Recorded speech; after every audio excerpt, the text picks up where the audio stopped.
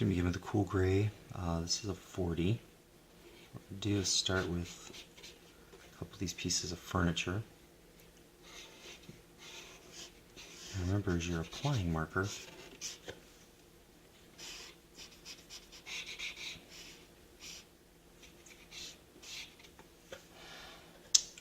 you definitely will get a marker stroke, but if you hit the marker while it's wet, it'll blend some of that stroke out.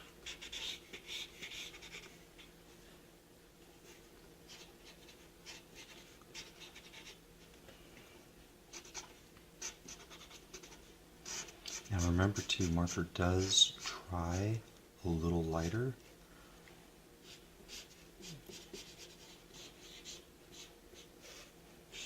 So I'm going to try to leave some white space in here. Okay, we'll leave some white space on the seat for now.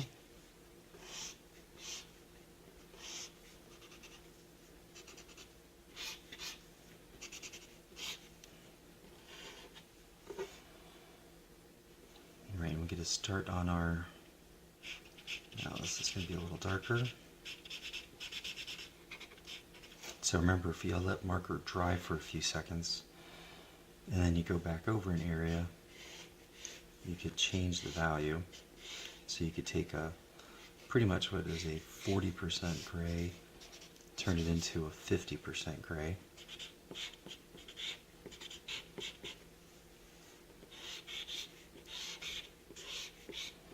And then also, if you're using the same marker, it adds this little bit of a subtle shading.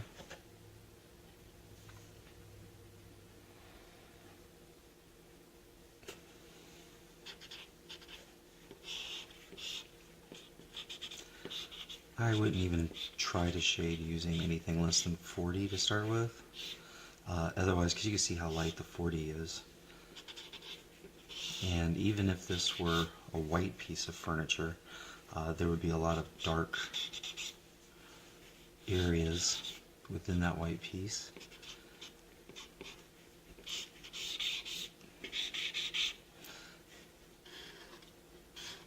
And also, I would try to stay away from doing like too many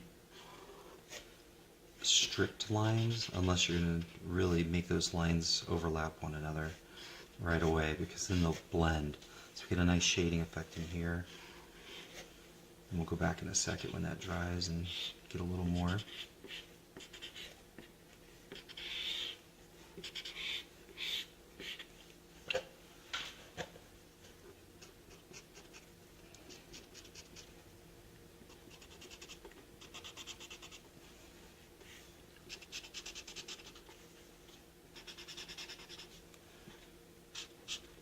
And don't be too worried about staying in the lines. Remember, this is a conceptual illustration.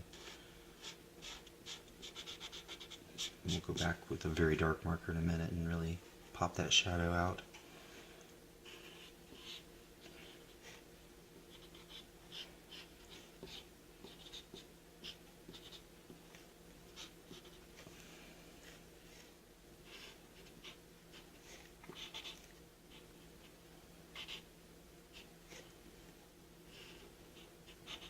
Kind of want to get it started there.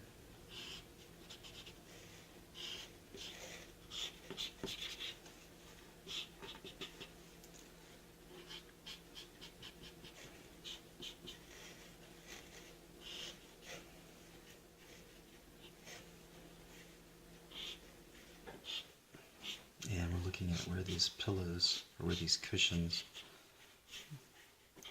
have a little bit of a curve to them. Okay. Let's get this top piece here. It's going to have some light on it, but we also want a little bit of value. Alright. Now we're not going to be able to get much darker with the 40. Get a little darker. But again, remember, it's always going to dry a little bit lighter.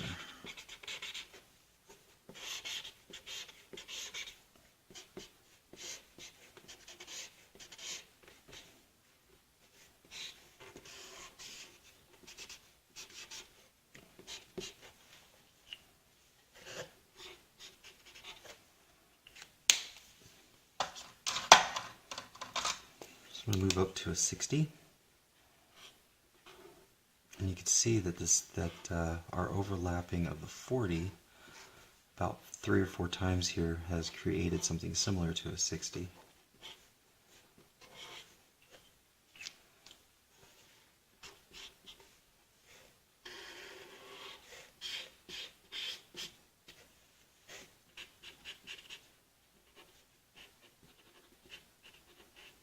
Again, I'm trying not to just color in an area. I want to give some modeling effects with these shading techniques.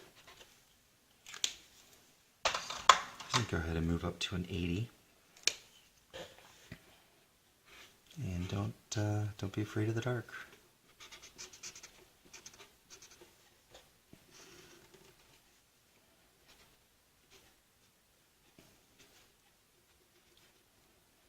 Now you might need to use a thin tip, in some of these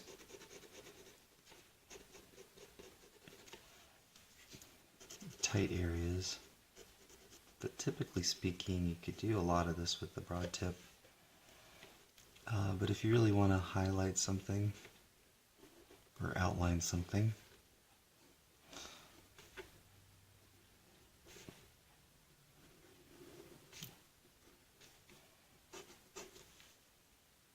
you certainly can go in with the fine tip.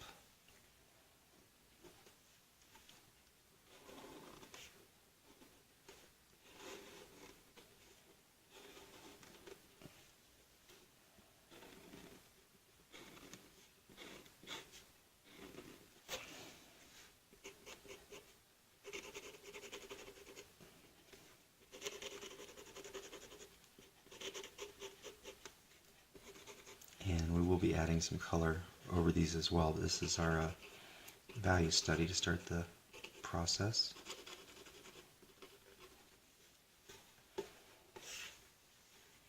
Alright, so same thing in here.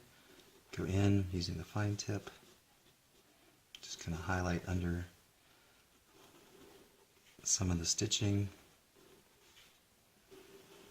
Again, try using broken lines just like we did with the pen and ink technique.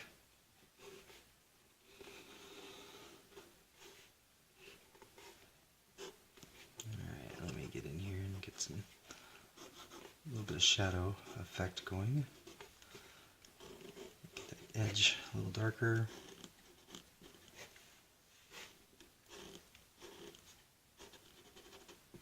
Wherever you might see little folds and creases. And now I'm going to really get in tight with the shadow.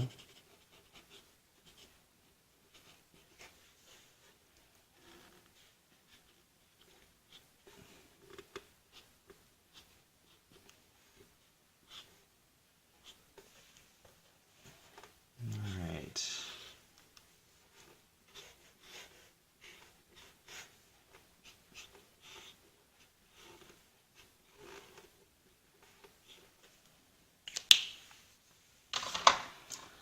And I'm going to go in with my 40 again.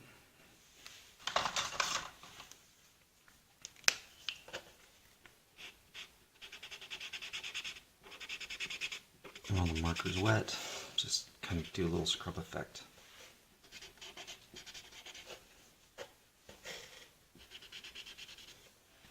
And do kind of a secondary cast shadow since we have so many light sources. Really want to